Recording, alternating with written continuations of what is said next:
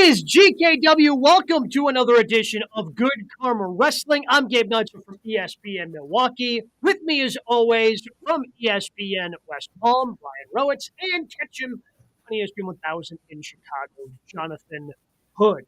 Lots of things to dive into. We had the season premiere of Monday Night Raw on USA this past Monday, and well, we were patiently waiting for Raw to arrive on Netflix, and they extended the deal to stick with Monday Night Raw on USA through the end of the year. So with that, we are going to be seeing some changes coming soon to Monday Night Raw, something that we've been clamoring for a decade at this point. Monday Night Raw is going to be 2 hours on USA through the end of the year. Don't know if it's going to be 2 hours, 3 hours, whatever it's going to be on Netflix. That remains to be seen, but that's a big change. 2 hours of Monday Night Raw on the USA Network. Is this a good change for WWE? It is a good change for WWE in the interim. Remember that Raw did not have a home because the contract was going to be up before the fall. And so they were with speculation of like the WWE Network or YouTube or someplace else.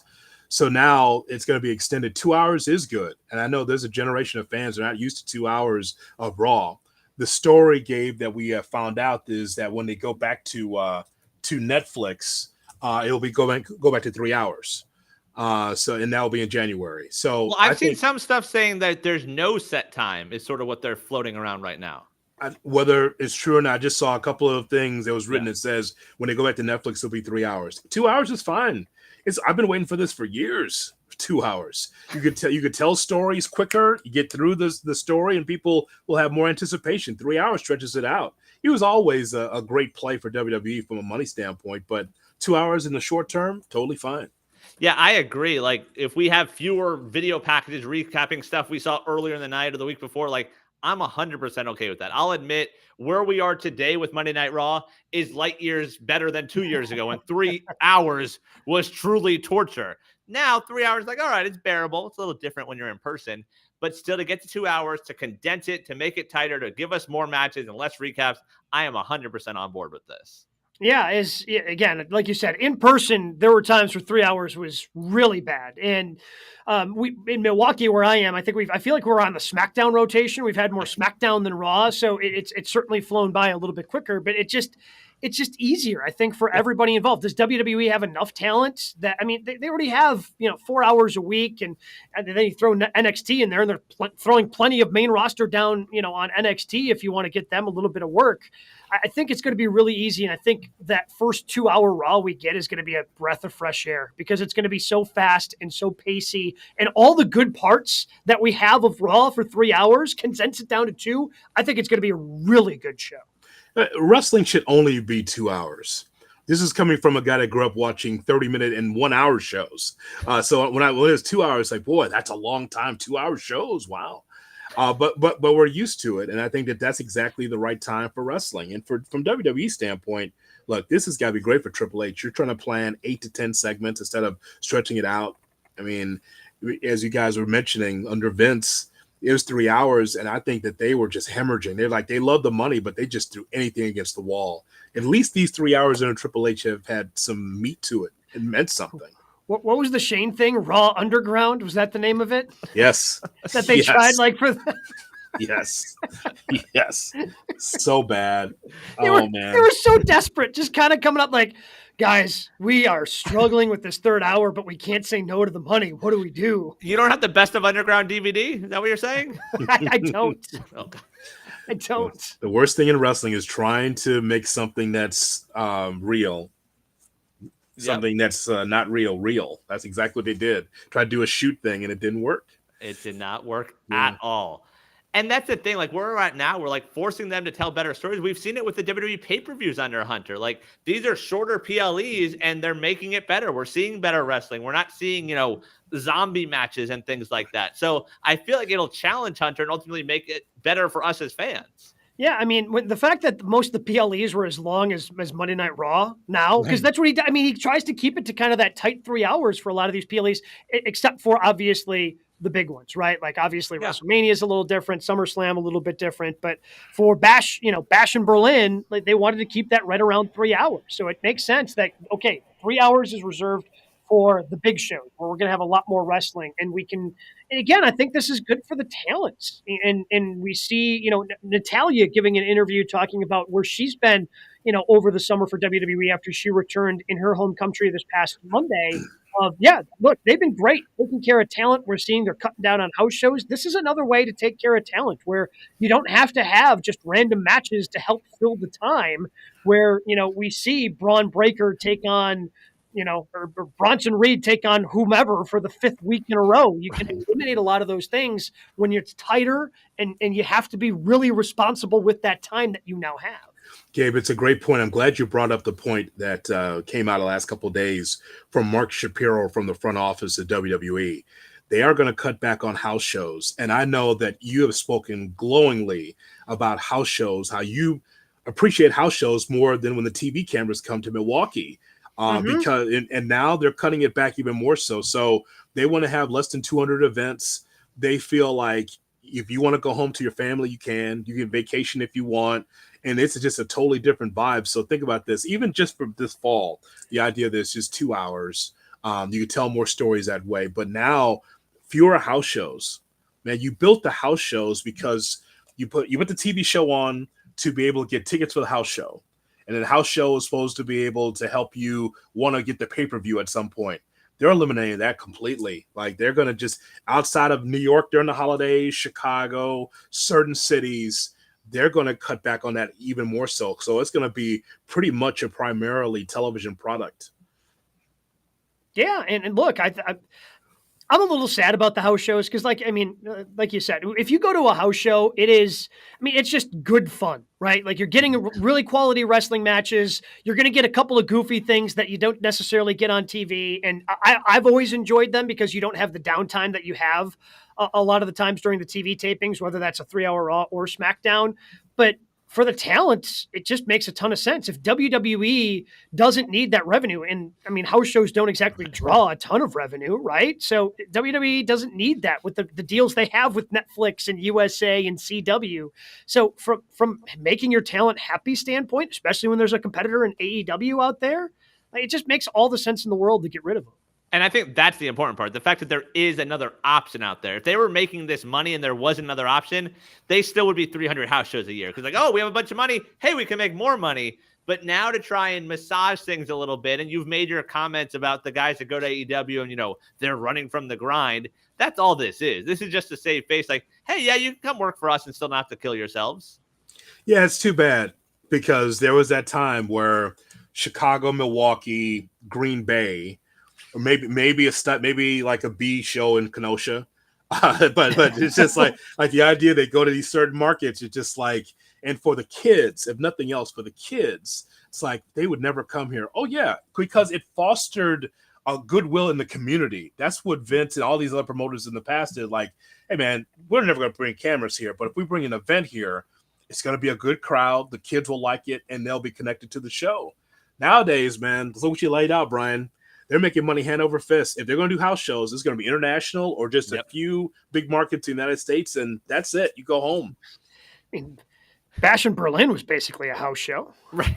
It is. They don't care. All the but stuff they're making their money. All this stuff is like house shows with cameras. Yeah.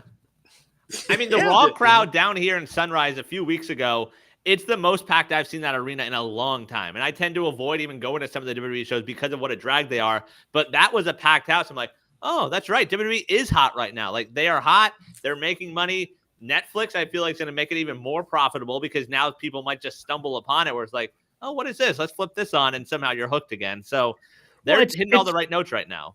Going to Netflix versus tonight, there's a Thursday night game in the NFL on Amazon, and I just feel like even Netflix is even more accessible than what Amazon Prime is, right? Some people have it, and a bunch of people are going to tune in tonight for tonight's game, but like Netflix, especially the way that you can just go watch Raw, like you said, I think people are going to stumble across it. It just feels like it's going to be more accessible and a step in the right direction for WWE. And who knows how many hours they do there or what the Sure. structure is going to be in terms of the commercial breaks and everything they do with Netflix. But I am really curious to see what ends up when they go on Netflix. But 2 hours right now, especially, I mean, once you hit the build for WrestleMania, maybe, you can stretch it to 2.5 or 3 hours in that run to WrestleMania. But at a time right now where it's kind of the WWE downtime because they're going up against the NFL and doing those things, you don't have a major show until, Survivor Series War Games, which is probably the least of the pillar shows that they have now at this point. I think going to 2 hours is a really smart move. Yep. Yeah. The other thing too is I think it was fascinating watching Monday Night Raw this past Monday. And I think it gave us a glimpse into the future, guys. Remember that was commercial free that first hour? Yeah. Mm-hmm. And the commercials are just pretty much the promos within the WWE. It went by so fast. I didn't realize. I forgot it was commercial free. And I'm just watching them like, us as, broadcasters, we're looking at the clock like 20 after, 25 after. When you going to hit that first break, brother? it's like, and I said, oh, that's right. It's commercial free. That's right. And so I kind of think that gave us a glimpse of what Netflix could be for Monday Night Raw. Run their stuff, Wheatley vodka here, kids' toys there, but pretty much giving you the wrestling content that you want. Yeah. We like to dive into the other top stories in the world of professional wrestling. We call it the 3 counts. Brian, what's number 1 this week? Well, speaking of things to debate, well, it was that time of year. The PWI 500 has been unveiled. The top 10 this year from 10 to 1. Number 10, Mystico. Number 9, Gunther. Number 8, Jon Moxley. 7, MJF. 6, Damian Priest. 5, Naito. 4, Seth Rollins. 3, Will Ospreay. 2, Swerve Strickland. And number 1, Cody Rhodes. What is one change you'd make to the PWI top 10? The biggest star in professional wrestling isn't on this list. Roman Reigns needs to be on this list. I understand he hasn't worked a full schedule. Neither is MJF, man. You're telling me MJF has had a bigger impact in professional wrestling than Roman Reigns this year? I understand, again, after Roman dropped the championship, he has been few and far between in his appearances in WWE, but that was still the biggest storyline. And we talk about it every week, how, yeah, Cody's doing okay, but how relevant is he without the bloodline? And that's Roman Reigns, man. Roman Reigns needs to be on this list. He needs to be in the top 10. If you want to make Cody number 1 because he finished his story and now he is the champion, I don't have a problem with that. But Roman Reigns not in the top 10, that doesn't make sense to me. Yeah, that doesn't make sense to me either. It doesn't. I mean, he's already, he was on a part-time schedule. Doesn't mean that he doesn't deserve to be in the top 10. I'll tell you, it should be Roman. If I'm taking someone off the list, it's definitely Naito. That's just, not a fan. One, anybody that I'm just not a fan because anytime that you use spitting as a high spot, I just think that's repugnant. And if I was wrestling Naito, it would get real quickly. If you spit on me as a spot, and more times not, he's a baby face, and you're spitting on me, I would choke his ass. It would be bad. It would be bad because you can do whatever else. I'm giving you my body because that's how wrestling works. I'm just whatever you want to do, but you're not going to spit on me. So I'm just not a fan. So in that spot, I would agree with you, Gabe, that Roman should be there. And if not, why is Drew McIntyre 13th? Right. Why is he not in the top 10? Why is Bryan Danielson not in the top 10? You don't think you bust his ass this year? For 12 months? To your point, Gabe, I don't know if you've seen the full. Would you like to guess at where Roman did fall on the list? Is he 11? He's not in the 500. Yeah. Wait, what? Yeah. Roman Reigns isn't on. So they put together a list. Let me get this straight. August 1st, 2023 to July 31st, 24 is the calendar that they include. So they put together a list of what's their criteria? What's the list of most influential, the best? So this is the criteria they use. August 1st of 23 to July 31st of 24 is the calendar. Win-loss record, championships won, quality of competition, major feuds, prominence within a wrestler's promotion, and overall wrestling ability. And Roman Reigns isn't one of the top 500 wrestlers on the planet. No, sorry. That makes zero sense. That makes zero sense. I understand Cody has the championship, but the top star in WWE, the top star in the biggest promotion in all of professional wrestling, it's Roman Reigns. It's like, that's just a fact. That's the way it is. No room for him. Sorry. Number 206, QT Marshall. Okay, so let's do a cage match, Brian. Please go through the calendar year and see how many times that Roman appeared. And actually, it does not matter because he's held the business together. He and Cody, the whole bloodline story, and Cody has held the business together. So the idea that you keep him out of the top 500 is nonsense. So you have 2 Nights of Mania, defending the title at the Rumble, Crown Jewel. So that's 4 right now. There's a house show. August 5th, defended at SummerSlam, and that is it. That's the list. Wasn't he in War Games? So that's 5. Or was that 2 years ago? That was 2. Okay. So 5 times during their calendar, he wrestled matches on TV. Now, you want to keep The Rock off of there. I can understand that because The Rock was not. But the idea that Roman Reigns is not even in the top 500 now it makes the list bogus. Like, you can't. Rocky Romero made it, number 62. I couldn't know. You can't put no offense to QT Marshall. You can't put QT Marshall on this list and not have Roman Reigns. I think QT would agree with me. That's the Coastal Championship Wrestling World Champion right there. I think you should put some respect on QT's name. I would say that's correct. Yep. Yes, sir. All right, so there's that. I just don't understand why would you do that to yourself? Like, look, I understand he's on a part-time contract, and like, I don't know if you're trying to like make a point, but I don't know what point you're making other than you're dumb. Point made. Like, it's loud and clear. Like, this list is meaningless if you don't have Roman Reigns on it. You know who else? You know who else is not on this list is Brody King. Couldn't make the top 500. Yes, I saw him tweet about that. What are we doing, guys? You don't think Brody King had some good matches in the Continental Classic? Yep. He had some really damn good matches. Like, he had a trios match. Yeah, that's what he does. Is Punk on the list? He is not. Okay, I was about to say if Punk was on the list, like look, I get Punk not being on the list because although he's probably wrestled more than Roman at this point, but like, Roman Reigns is the biggest. If we put together, okay, but just put this out there. Who are the top 5 stars in professional wrestling today? Roman's number 1. Yeah. Yeah. Roman, Cody, Swerve. Yeah. Like. So that's just like, I'm glad they have a criteria and like wins, losses, and titles or whatever. But like the prominence, the major feuds, the wrestling ability, like those things enough should boost you up there. Yeah. Okay. So he didn't score well in the matches, in the win-loss record. Although the win percentage isn't bad. He's only got the 1 loss. Exactly. So that's not bad. But he was in the biggest feud of the year. Main evented WrestleMania both nights. Yep. How was that not enough to carry the day? And even the last few months, like the sporadic appearances, even though not wrestling, have been impactful when he makes returns. Yeah, because guess what? Now the biggest feud in professional wrestling is the Bloodline Civil War. I'm looking at the list, guys. I'm just trying to figure out. It's like we agree that Roman should be on it.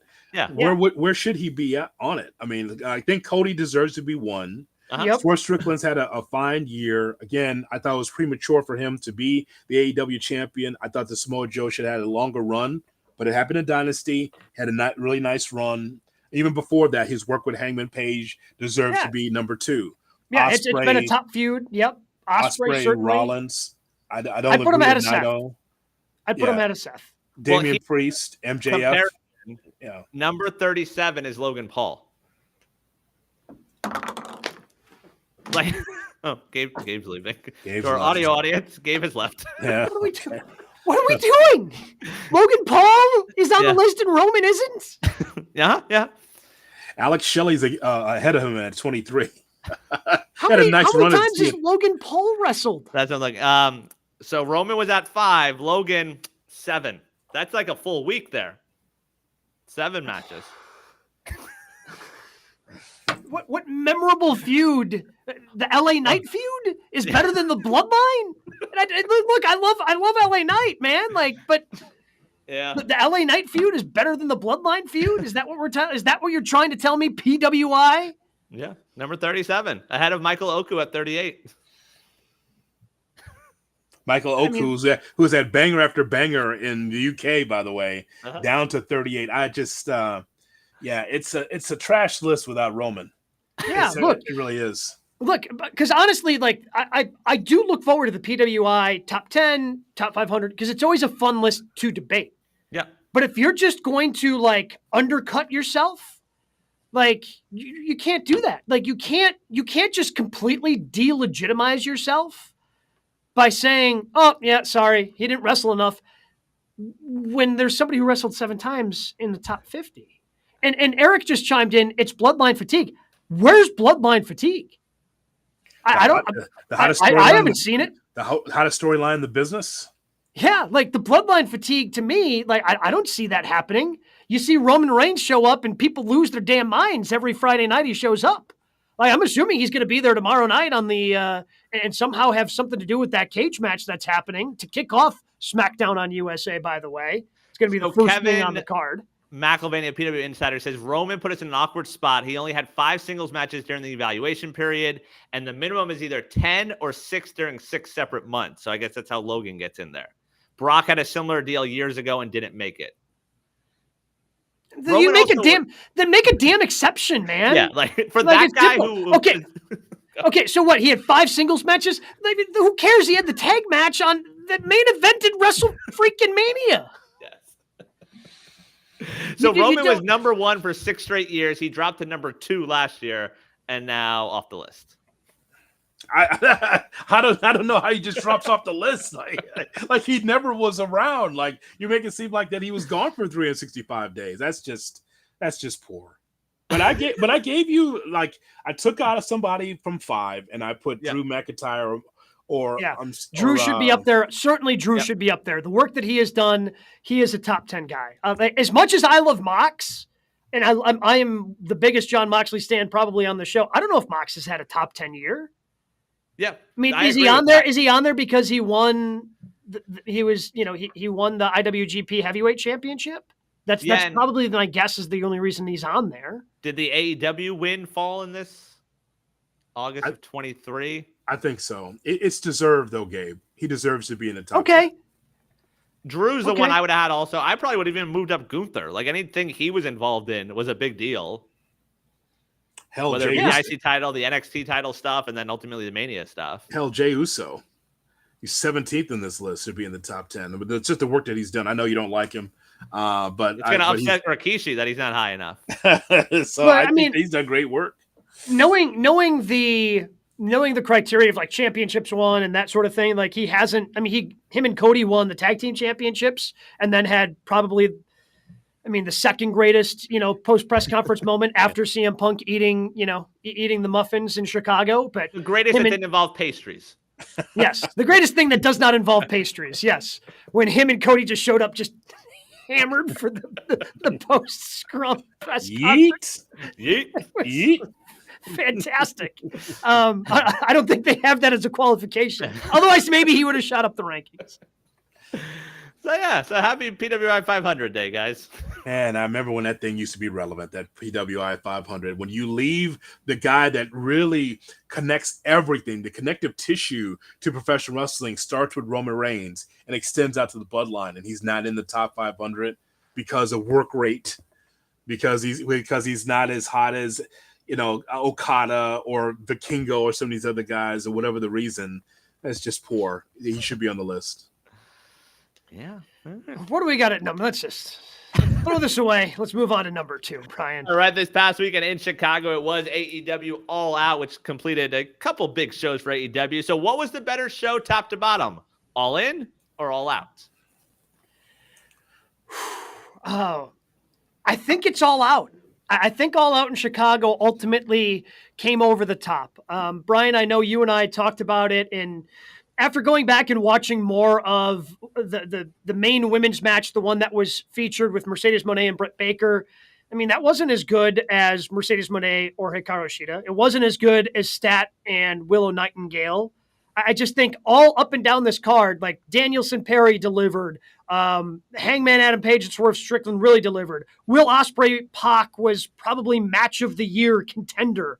Like I just think All Out at the end of the day, from top to bottom, delivered more than what we saw at Wembley. It also probably hurt. Wembley also had Hook versus Jericho. There was no equivalent match at all in Chicago. Yeah, so when you think about All Out in Chicago, guys, I mean, it was kind of like a rivalry card, meaning that it was a blood feud. Like you think about so from Adam Page and Swerve Strickland, the controversy around that, to a matchup that it was way better than I thought it was going to be with Nightingale and Statlander, the Chicago Street Fight. They went above and beyond to put that match over. They were tremendous. From the Young Bucks and Blackpool Combat Club, which I thought was a very solid tag team matchup. You know, I love tag team wrestling. I think it's very good. Just to start the card with MJF and Daniel Garcia, I think it kind of goes to show everybody that shorter is better. I think Triple H is showing you that. This is a shorter card than All In, is it not? Yes. I think that different. I mean, I'm seeing 8 matches. 8 matches on the main card for All Out. All In had, I guess All In had 9. I mean, I think that's because of the matches. Like, I think at Wembley, we had a lot of downtime. Like, the Jericho match, like you mentioned, Mercedes and Britt sort of underwhelmed. I'd even say the tag match at Wembley wasn't great. Like, it just sort of abruptly ended. So, like, in that situation, it feels longer. There was no downtime in Chicago. Yeah. Yeah, and all those matches had meaning. That is for sure. Like, this is nothing against Danielson and Strickland because that was a great match. Think of, again, we talked about the stipulations, guys. It's title versus career, which is great. Will Ospreay against MJF delivered, absolutely. To see Nigel McGuinness back in the ring, also very interesting.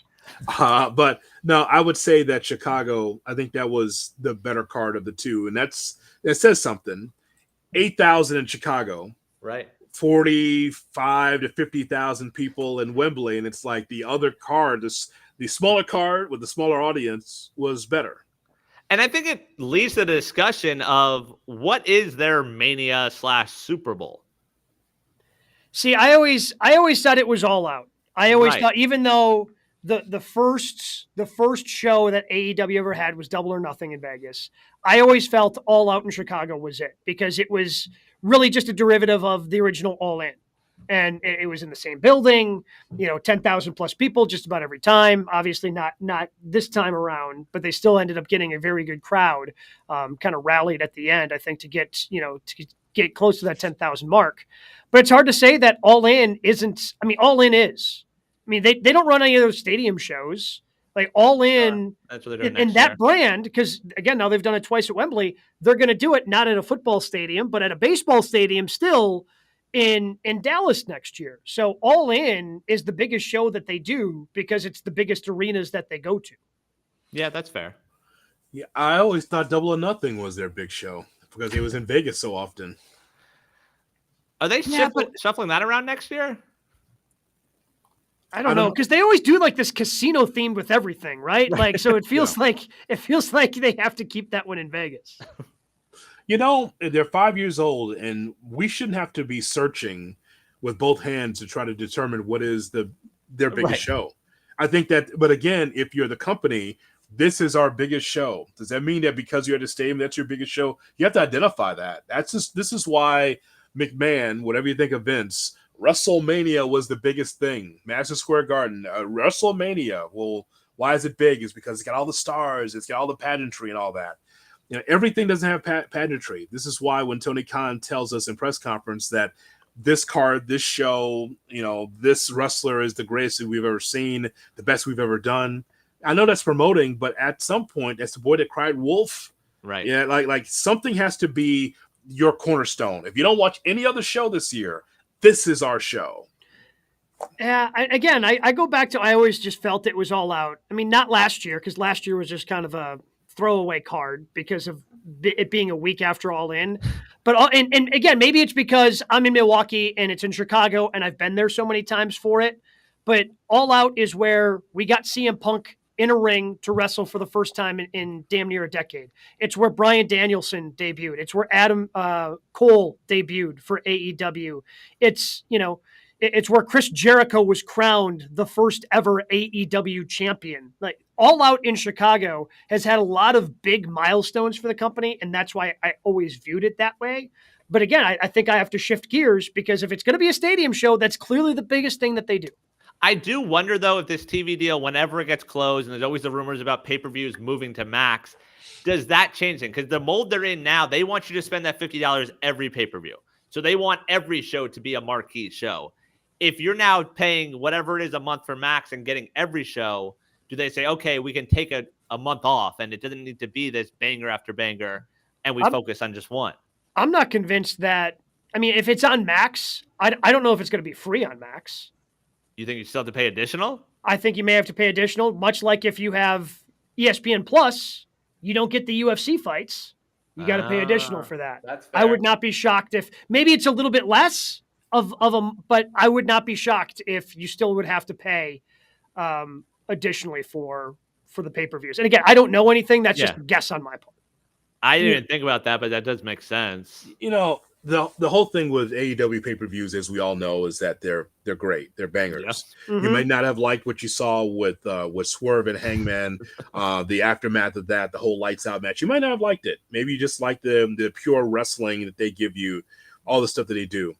But what's happening, guys, is that AEW has really tried to model themselves after the UFC model. Right? It's like, here's our card and here's banger after banger, and you're going to pay through the nose for it.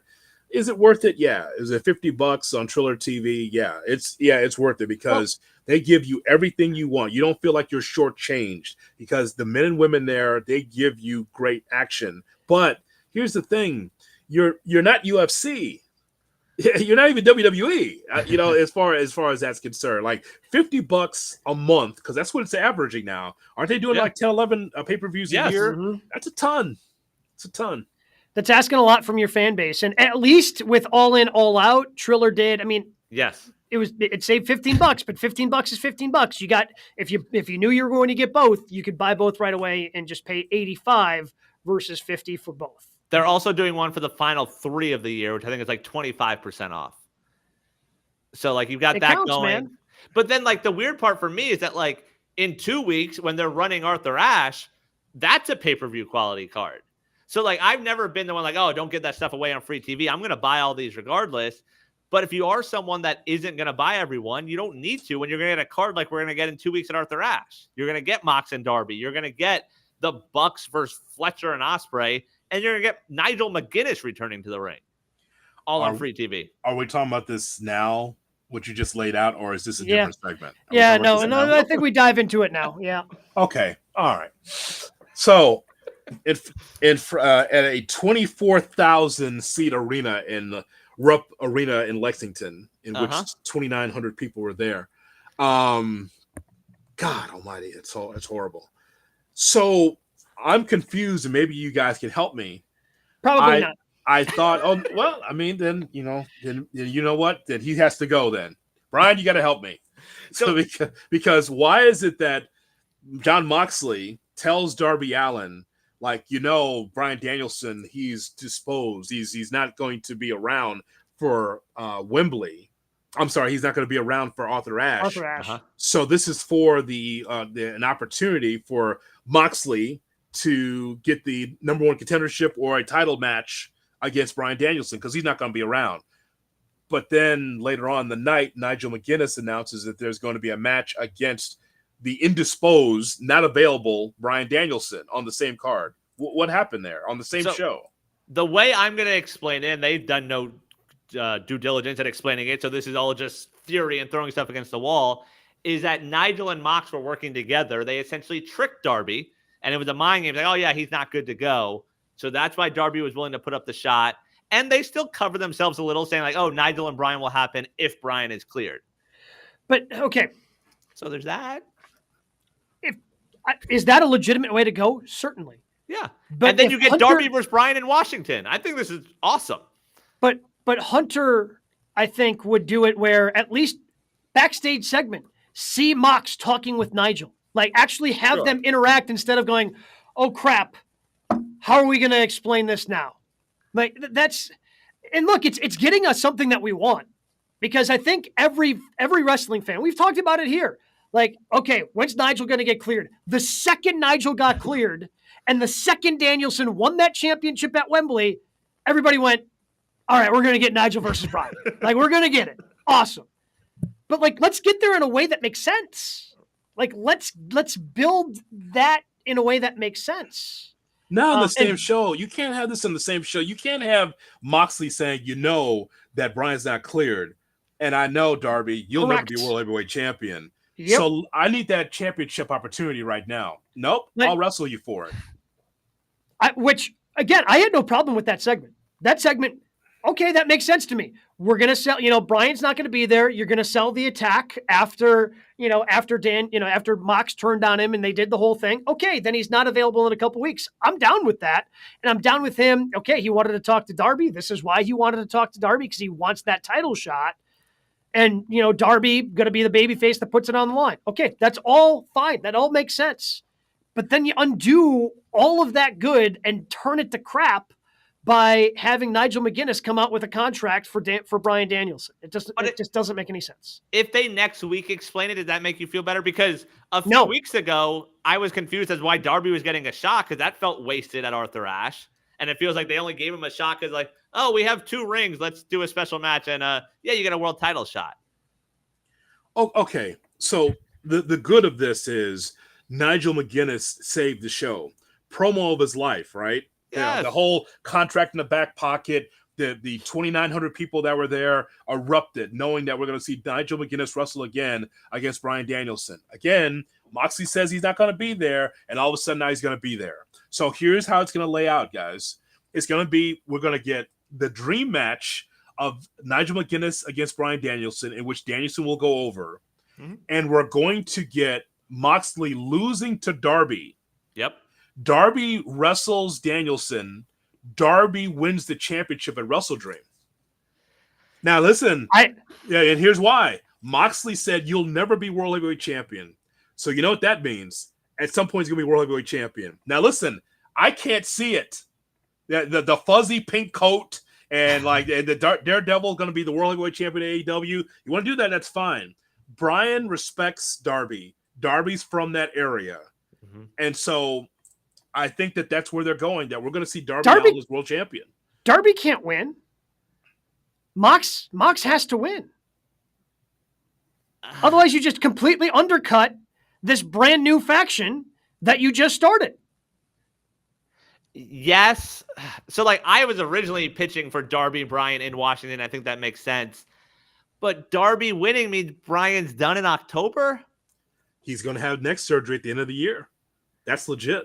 I still think the end of the road that we're circling is January in Tokyo. Well, I mean, it still could be without him being AEW champion. I mean, Mox. Yeah, you're right about Mox, though. Mox isn't losing that match. I can't imagine Mox. I can't imagine they go through all of this and then Mox loses his first match as a part of the white T-shirt gang or whatever they're going to call themselves. It doesn't make sense to me either, Gabe. But can you see in your mind's eye Darby Allin is AEW champion? No, I can't. And I don't know how I feel, because the thing that went through my head the second that Mox put the bag over Bryan Danielson's head in Chicago is that, Mox is going to retire Danielson. And I don't know how I felt about that. As a Mox fan, he doesn't need it. No. Right? We talked about it here. Well, I was kind of hoping it would be young. And Darby Allin doesn't need it either. So I don't know how I feel about if Mox is the guy, if Darby's the guy. I don't know who I have arrived at least in my own head, of who I want to be the one to retire Bryan Danielson. But I'm sure, by the way, Bryan Danielson has already planned that out. Whoever he's losing to, Danielson already knows who that guy is. It's Bryan. That's what you talk about needing it. That'd be a hell of a moment for Darby. It's in the Pacific Northwest where he's from. Yeah. It was either going to be Swerve. Yes. He already won the title from Swerve, and that's gonna. You know how it works in AEW. You don't get a rematch. No, So it's either Swerve or Darby. I Nick don't Wayne? see. Yeah, sure, sure, absolutely. 20-year-old Nick Wayne, friend of the show, by the way. Nick Wayne. That's right. I meet him in person. So, guys, I don't see it either. But this is where the way that Mox talked down to Darby. Mm-hmm. It's like you'll never be world heavyweight champion. So you're gonna just hand over the title shot because I need it. You don't. You'll never win. The way he talked to him, it made me think that this is gonna happen at Wrestle Dream. It's gonna be in Tacoma. It's in the Pacific Northwest, and I don't know how Darby beats Bryan Danielson, how he does it, but I think it's gonna happen. This will not be the Sting send-off, clearly, that he got. This is going to be Danielson losing the championship. It's what I've been telling you guys for months now. So Danielson's going out on his back. There's no doubt in my mind there. But also, but how the bleep does Darby even beat Mox?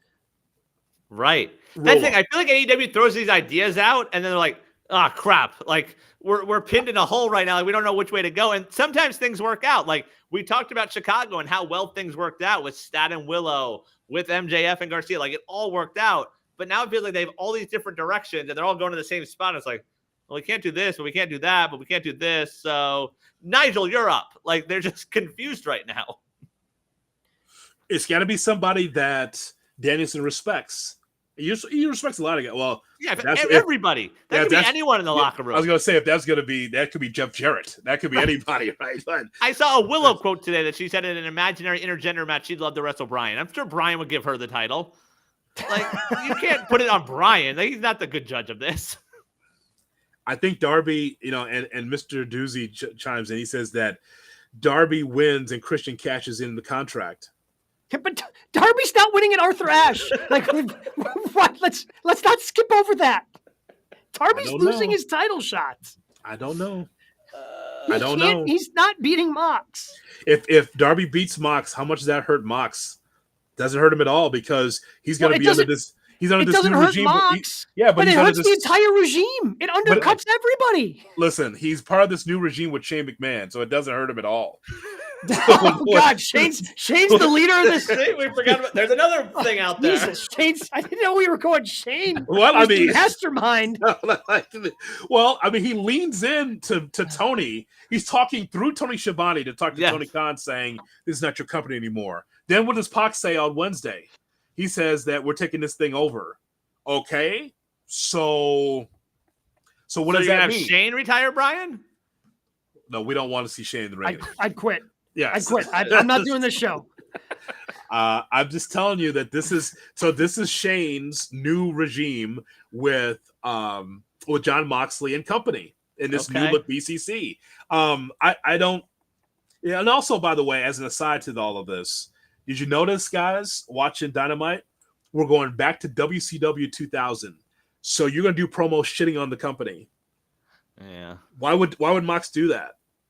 Either like all these big egos, blah blah blah, talking about how the company, just paraphrasing, saying that it's not going in the right direction, that kind of thing. Why would you do that? That you think that's good creative? You're having a hard time getting butts in seats in a lot of these markets, including Milwaukee. A great wrestling market, by the way, Milwaukee. And even the Brewers fans like, nah, I'm good. Brewers are on. I'm not watching this. You guys will be back, but I don't need to see this. You're in a lot of these markets drawing around 3,500 people. Arthur Ashe used to be sold out. How many people are going to get? What is it lately on WrestleTix? 5,000? Great. Yeah. 5,000? So what I'm saying is, like, you don't shit on the company. Even in storyline, you have to be able to curry favor. What they did there was wrong, I thought, on Wednesday. Yeah, I mean, if you want to go after the EVPs, you know what I'm saying? Like, if you want to go after that, then you're just going after the elite. You're not going after AEW as a whole. That's correct. If that's something you want to do, but I think they're more aligned almost with the with the elite, just because Mox told Jack Perry he thought he was a good kid 2 weeks ago. I don't know the direction of this new faction, but I just don't think you can undercut him by having him lose the first match that they're going to wrestle. That's just Arthur not Ashe, how by any the of that way, works. last check WrestleTix 4 hours ago, 4,400 of the 5,700. Oh, 4,400 of the 57. ooh, 50. Oh, okay. Yeah, that's not bad. I mean, but I think we've seen 10,000 in there, have we not? Yeah, Oh yeah. They But now structured they're going it to start pop buying up. them. You're getting Nigel versus Bryan. Ignore storytelling. We're getting Nigel versus Bryan. That'll sell tickets. We'll get the dream match. Mm-hmm. But here's the thing about that too. Also, And he's bringing Oasis with him. here's it's so layered, guys. Here's the last layer. The last layer of that is we get the dream match, right? Danielson, McGuinness, non-title in New York. Non-title. You can't do that. Title? No, non-title. Oh. As of right now, it doesn't seem like it's a title match. Just Again, call it a title match. What are we doing? Non-title. You can't go to New York and say, "Here's a dream match," and don't put the title on the line. That sucks too. Like it's a big market, Gabe. You don't go in there like, "Here's your dream match." Was the title on the line? Because again, the buildup is that since day one of Collision, Nigel McGuinness has been going after Bryan Danielson. And Danielson said nothing. He said zero about this. Now we're going to get this match, and the title's not on the line? Bad job. Will Ospreay tweets, by the way, one thing I just want to scream right now, but it's way too cool. I'm going to be on the same card with Bryan Danielson versus Nigel McGuinness. That's wild. See? He's excited, bruv. Yes. A great match in picture-in-picture. Is that not a pay-per-view quality match, Gabe Neitzel? it's a pay-per-view quality card. Right. Okay. But in picture-in-picture. They put themselves in a hole, man. I just We just talked about it. We just talked about a lot. Yeah, of course. When it gets to the pay-per-view or whatever the event is, yes, we're going to enjoy it. But we just laid out a lot of stuff. They're trying to make this kind of seismic change slowly toward Shane at some point. But it is. there's no way. No, there's no way. There's no way Mox is agreeing to work with a McMahon. I don't know why you don't listen to me. I mean, I'm giving you just pearls of wisdom, and you just swat them away. Will they have gas mask with the white t-shirts? Hopefully. And by the way, Oh God, I didn't even put two and two together. Yes. That's the last time the guy was wearing a white t-shirt. that's right. Oh, the gas mask. Oh no. The gas mask. That's right. Oh God. It might be the same white t-shirt. I cannot. I'm a wrestling Probably. fan. It's Mox. I'm a wrestling fan, Brian Rowitz. I can't wait to get to the merch stand and get one of those white T-shirts. So you got a new faction and don't even have any hell. They didn't even wear the BCC stuff most times. No, they so never did. I can't wait to get that V-neck T-shirt looking like Mel Sharples from Alice to be able to have that on. I cannot wait for that. But think what that shirt will look like when Mox bleeds from just walking through the crowd. Mox gets his way, doesn't he? Got Marina Shafir on board. That's Remember that girl. whole thing we read about 6 months ago? It's like, I really like this Marina Shafir. She's barefoot. She sucks.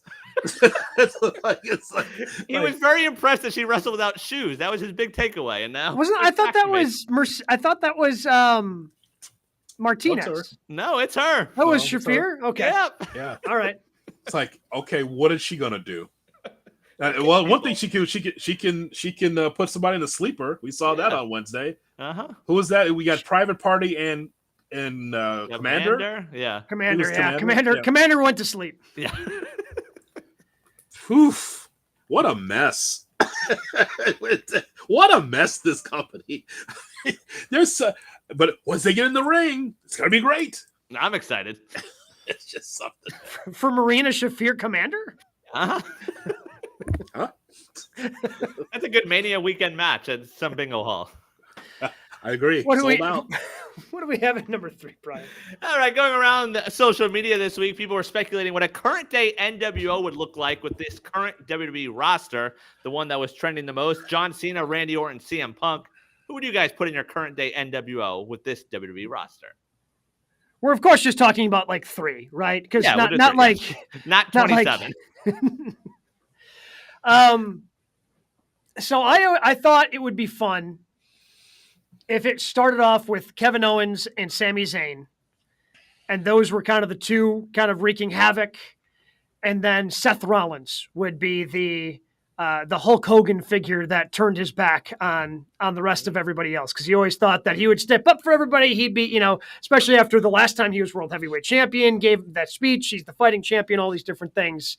And Rollins is the one who joins Sami Zayn and Kevin Owens trying to take down the rest of WWE. I wrote down Drew McIntyre, Randy Orton, Montez Ford, with Logan Paul on the outside looking in, on his way in. Dominant because you've got the part-timer. Logan Paul's X-Pac? Yes. He's doing he's there for just the crotch chops a million times. And the drugs. So then there's Drew. Allegedly, maybe? Huh? Oh, allegedly? No. Allegedly. Yes, allegedly. With X-Pac it's not alleged. Okay. That he's talked about it very openly. No, he's trying to protect us. I appreciate that. This producer, host, lawyer. Thank you, barrister. So Drew, Montez Ford, Randy Orton, and Logan Paul on the outside. So I had the same mindset as you, Gabe, about that person that would turn. I had it as being Cody. Oh, God. Oh, man. Heel Cody?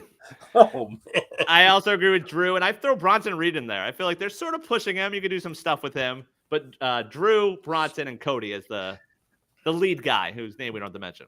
The one tweet I did see, I think around this, where somebody had said Cody, that the first time heel Cody steps up to a microphone and says, "So, what do you guys want to talk about?" is really going to hit. Yeah. Like the boos are going to rain down whenever we get heel Cody. I mean, because heel Cody's going to have to. It's kind of funny because like he was a heel initially, and that's why he had the blonde hair. Right. Like when he left WWE and was just Cody on the independents, he was a heel. But he would have to go back if he turned heel in WWE. He'd have to go back to the black hair, right? Yeah, Yes. I guess. And he'd be happy about that because he hates dyeing his hair. He hates it.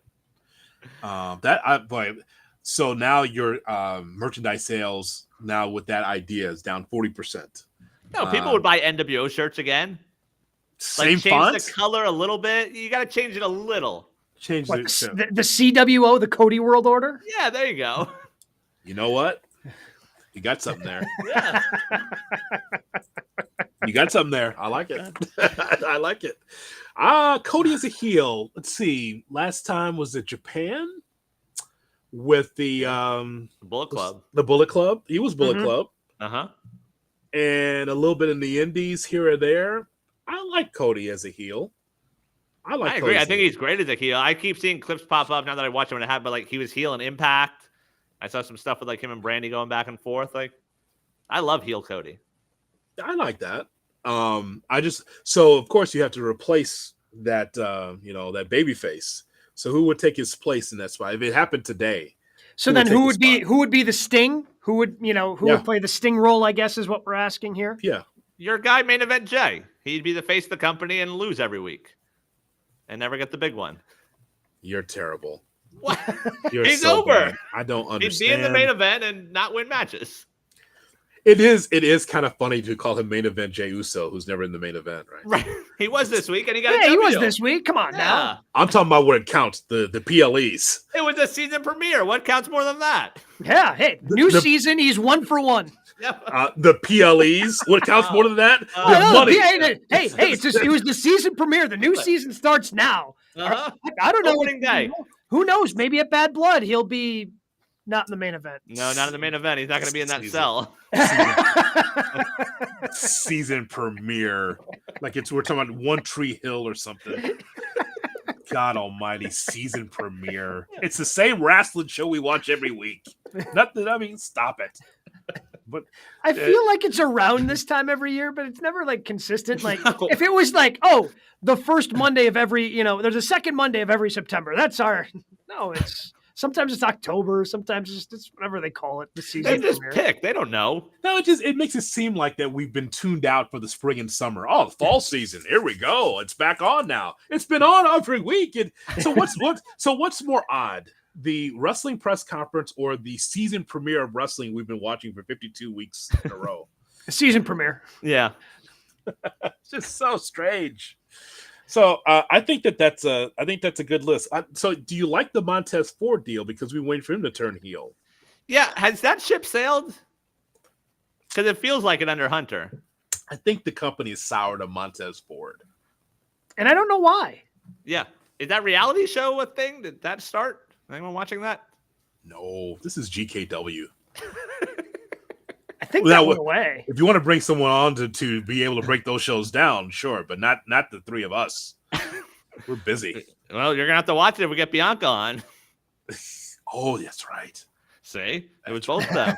Oh, that's right. Well, we just won't ask you those questions. No, but I think Gabe, I think that they've soured on Montez Ford. I think even before Vince left, I thought that was going to happen. Yeah. Yeah, it doesn't seem like they're breaking up anytime soon, right? So I am here to let you, by the way, you guys missed it. The 8 episodes were released February 2nd of 24. So let's get to it, okay? It's on Hulu and Disney+. I'm not asking her anything about that show. Love in WWE, Bianca and Montez. You think they still want to promote it 6 months later? Yes. Doesn't hurt to ask. Okay. Yes. I'd love to talk to her. Absolutely. Yeah, no, they've soured on Montez, certainly. Because, I mean, the Street Profits, I mean, they had the opportunity, but they lost right away. I don't know where the direction, at least they were trying to like put him with Bobby Lashley, and that made sense because they would kind of give him a rub, but now Lashley's gone, and I mean they're involved with Bloodline. That's a plus, right? To be in that, but they're just a placeholder in the Bloodline, right? Like, because they came out to rescue Cody, but it's just a placeholder until they're around and in the same stratosphere. That seems like a positive. No. Okay. Because they're not actually involved in a storyline. And I don't know how attacked at NXT on Tuesday. I don't know how that works for a couple of guys that can really work well for them not to be into something meaningful for the tag team titles. I mean, how is that the Outrunners are more over than those other two? Have they defended those titles? Who? GOD? No, they have not. Fatu gave it to the other one. Yeah, that was a big part of this title run, and then that's it. No, they have not defended it. They beat the Street Profits. Oh, I don't remember. On SmackDown? Yeah. Okay. Yeah, because Profits got the opportunity. I think the next week wrestled and they lost. It wasn't a season premiere, so they didn't count the same. It's the end of the season. I didn't watch the season finale.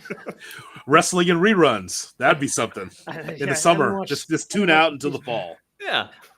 Quickly before we get to news and notes, I do just want to shout out Gunther's promo. Because I don't know if I've laughed at anything in wrestling as hard as I laughed when he said, of course, my favorite of all time is none other than Bill Goldberg.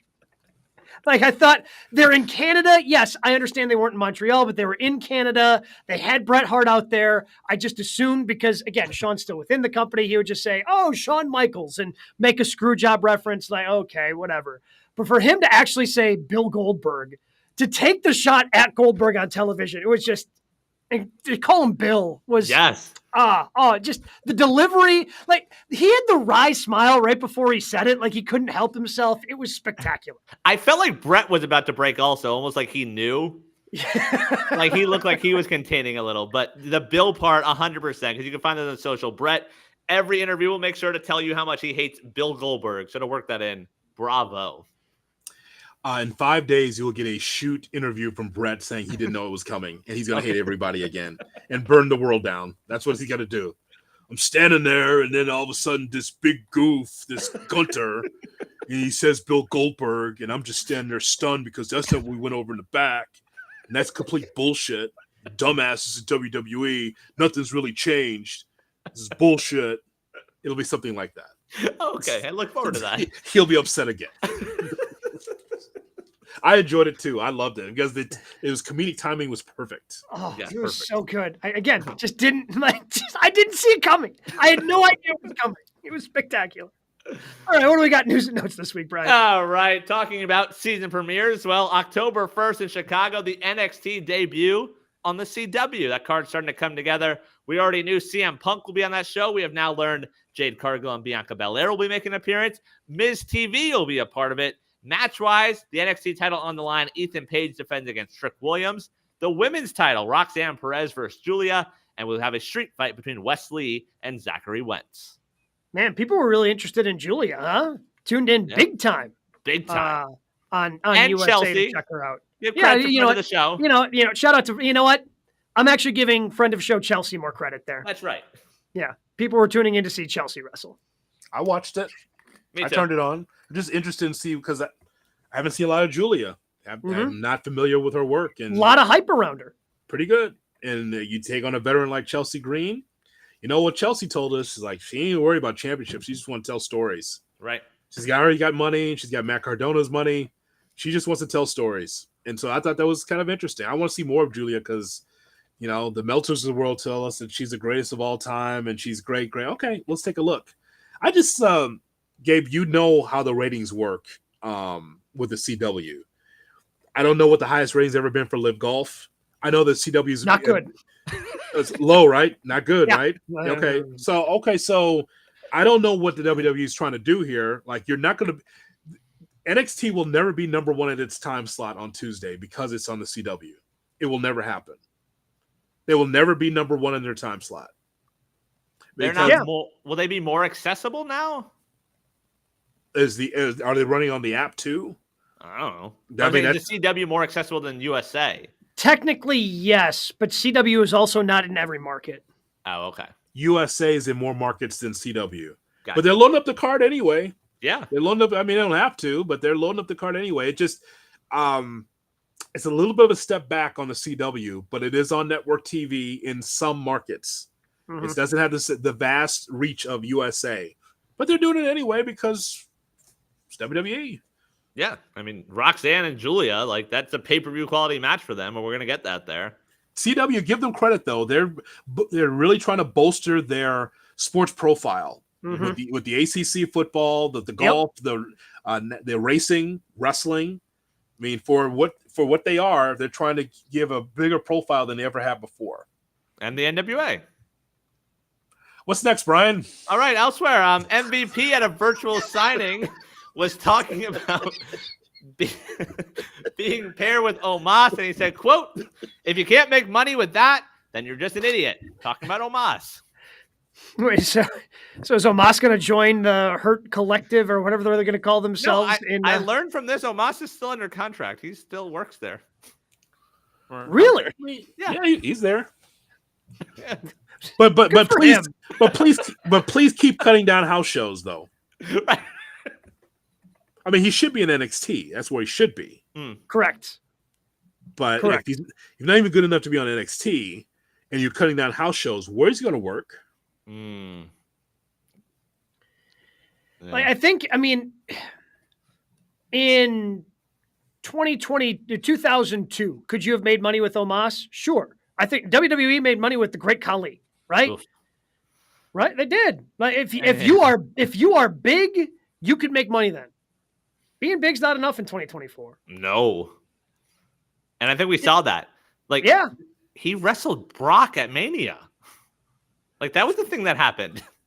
I was going to make the joke friend of the show, Omos, but I don't think he liked being on with us. No, yeah, that's right. He did once appear. You could check that out on YouTube.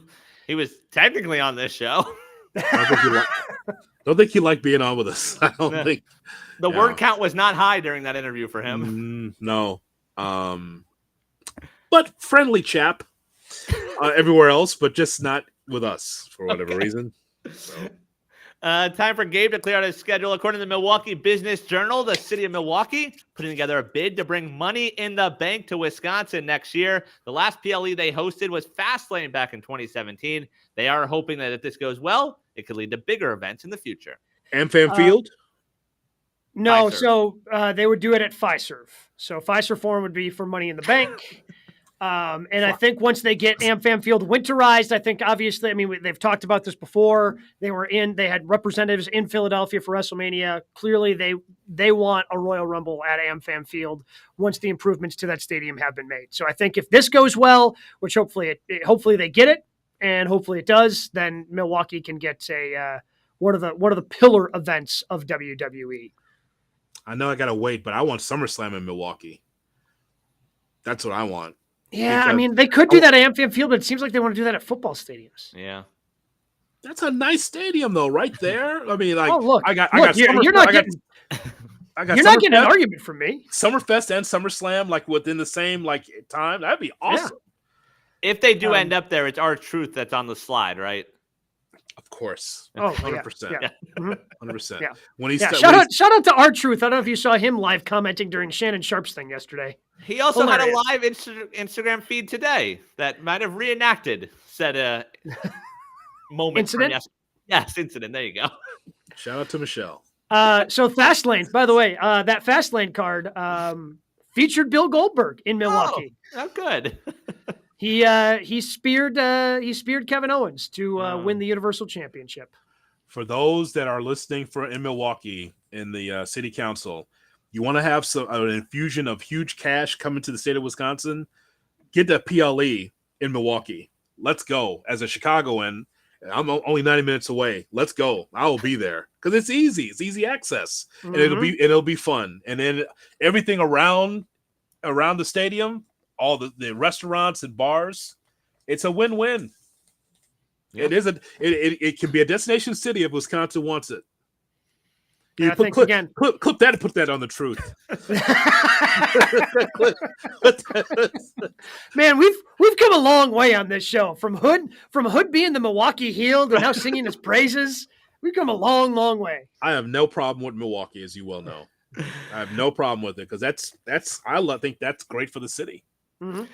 Finally, in news and notes, Bryan Danielson, in an interview with Inside the Ropes, was asked about not getting a chance to work with CM Punk in AEW. He said, quote, "Sad isn't the right word. It was something that I thought was going to happen that didn't happen. So it's like it would have been really cool and really fun for me." Yeah, they've always had a good relationship. I think of when Danielson won his first World Heavyweight Championship in WWE, and one of the Raws came out, and it was Punk and Zack Ryder, I think, was the U.S. champion, and Bryan Danielson, like the three unlikely champs, I think is the kind of how they were celebrating themselves. They've always had a good relationship, and yeah, it's unfortunate that they I mean, again, between their two injuries and then obviously Punk's other issues, it just never timed out right. Would have been nice, but and now I'm thinking that we'll never get it. That fair to say? No. Yeah. Not even indies or anything like that. I don't think we'll ever see it again. Maybe the opportunity to see it. No, because I don't think Danielson ends up back in WWE. If he does this part-time stuff, it's going to be, I think, with New Japan and sporadically with AEW. Agreed. What did you guys have as your matches of the week? Well, this includes pretty much the All Out card, or yeah, I was gonna say, I think that's what it is. So the best match on the card involves Will Ospreay. What a shock! Oh yeah, wow, really? Right. Ospreay Pac, which is probably match of the year. It's up there. I mean, it's definitely in the team photo. That's for sure. Yeah. We have not discussed your overall thoughts on the Lights Out Steel Cage match. Oh, it was so. How did you guys feel? I know this was a big talking point, about the violence. Even Mercedes Moné in an interview was talking about how that wasn't necessarily her cup of tea, but then she's like, well, I understand now. I'm talking out of both sides of my mouth because the Chicago Street match, which was also very violent, was one of my favorite matches, and I think it was great. How did we feel about the hypodermic needle coming out to be the part of the conclusion of that match? I was not bothered by it, but it's just so indie-rific. It just shows you there's no checks and balances in AEW. You could say no to that spot if you're Tony Khan, but they just allow it to happen.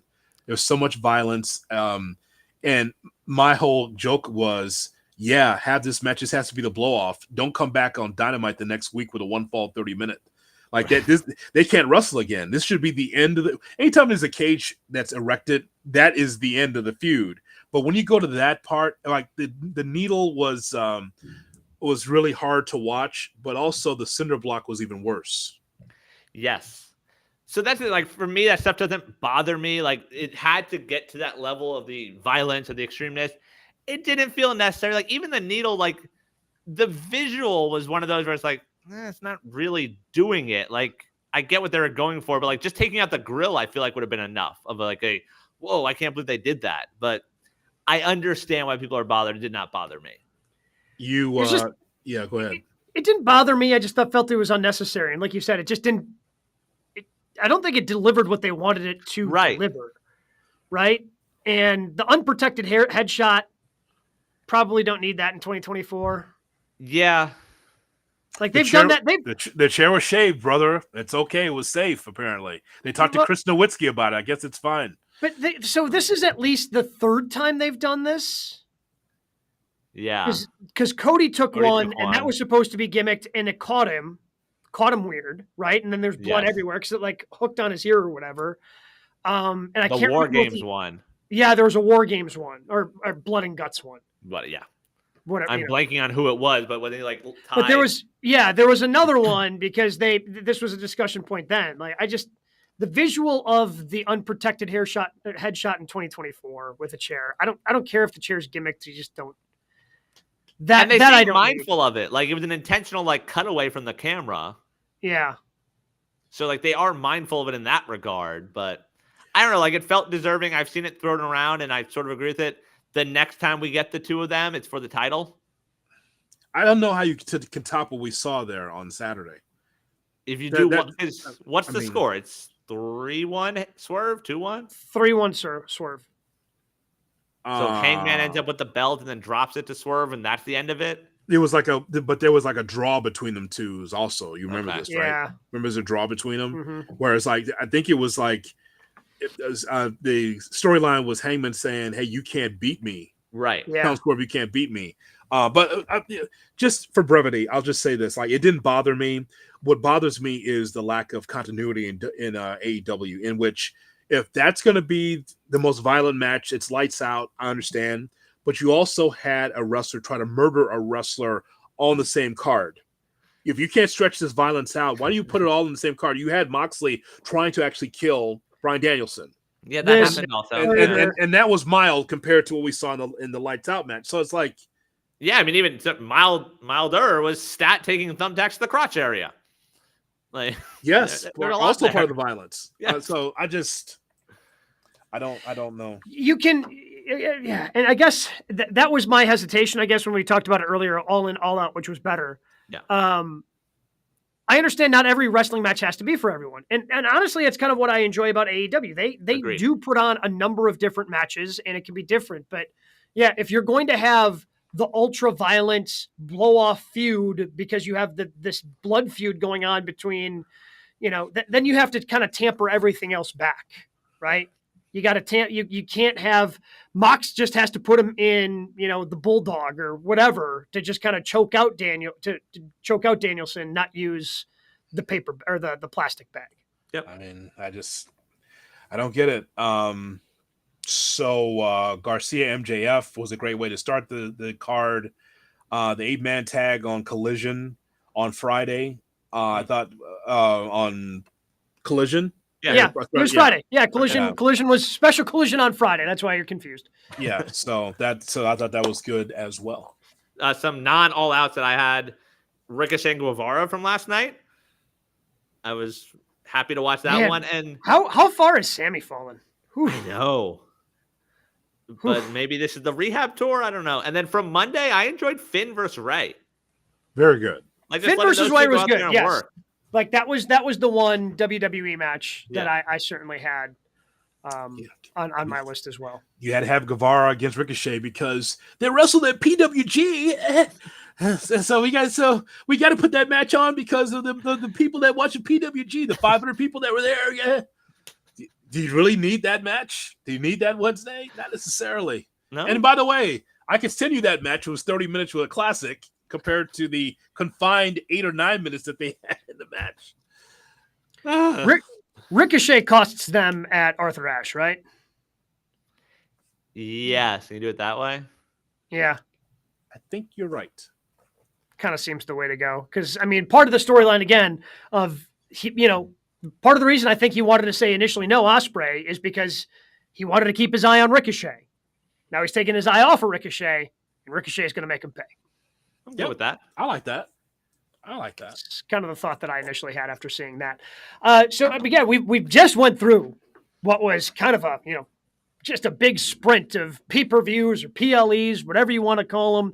Have a little bit of a break on those with Bad Blood coming up, and then Wrestle Dream certainly all happening in October, but there's still plenty of things happening in the world of professional wrestling. So make sure you're checking out all of our content that we put up on YouTube, youtube.com/@GoodKarmaWrestling for all the interviews, all the different things that we put up there. And we'll be back next week to talk about everything in the world of pro wrestling on GKW.